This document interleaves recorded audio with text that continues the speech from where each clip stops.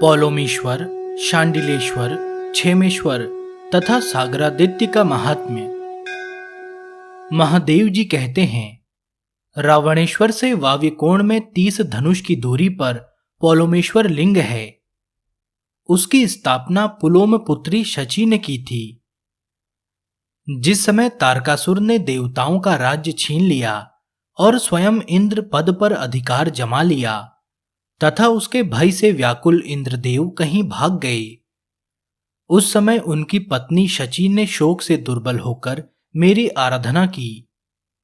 इससे संतुष्ट होकर मैंने शची से कहा, देवी, मेरा पुत्र तारकासुर का वध करेगा, तुम निश्चिंत होकर जाओ। जो मानव इस पौलोमेश्वर लिंग का पूजन करेगा वह मेरा पार्षद होकर मेरे समीप पहुंच जाएगा। यह सुनकर पतिव्रता इंद्राणी देवराज इंद्र के समीप चली गई। ब्रह्मा जी के स्थान से पश्चिम 16 धनुष के अंतर पर शांडिलेश्वर लिंग है, जिसके दर्शन मात्र से संपूर्ण पापों का नाश हो जाता है। ब्रह्मऋषि शांडिल्य ब्रह्मा जी के सारथी माने गए हैं।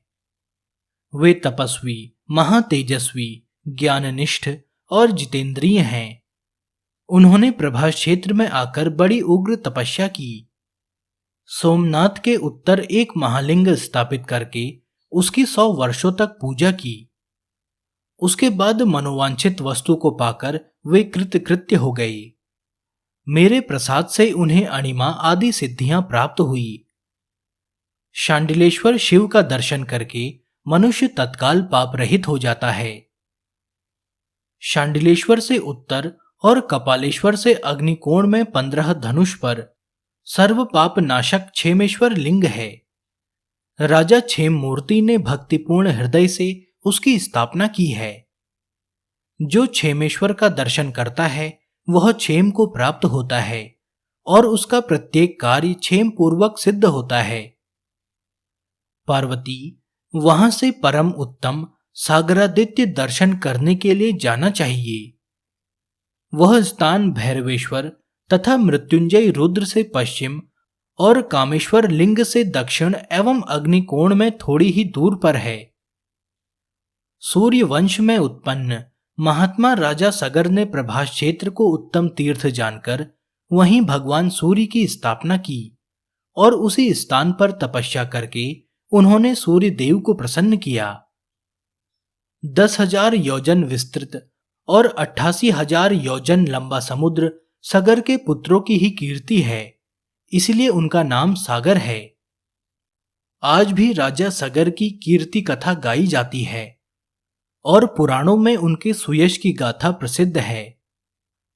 सागरादित्य का दर्शन करके मनुष्य जड़, अंध, दरिद्र और दुखी नहीं होता।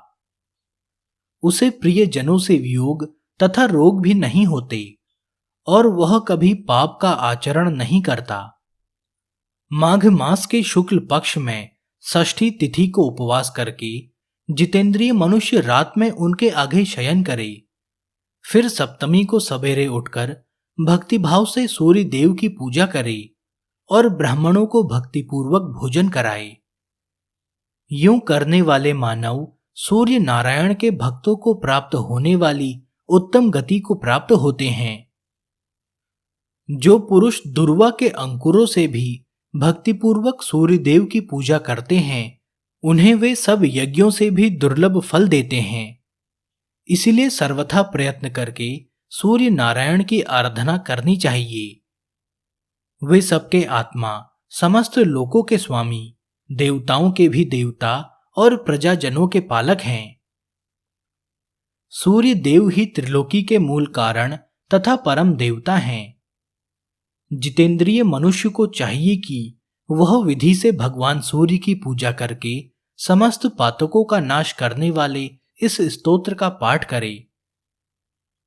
इस स्तोत्र में सूर्य देव के गुह्य, पवित्र एवं शुभ नाम हैं: विकर्तन, विवस्वान, मार्तंड, भास्कर, रवि, लोक प्रकाशक, श्रीमान, लोकचक्षु, ग्रहेश्वर, लोक साक्षी, त्रिलोकेश्वर, कर्ता, हर्ता, तमिस्त्रहा, तपन, तापन, शुचि, सप्त अश्ववाहन, गभस्ति हस्त, ब्रह्मा तथा सर्वदेव नमस्कृत।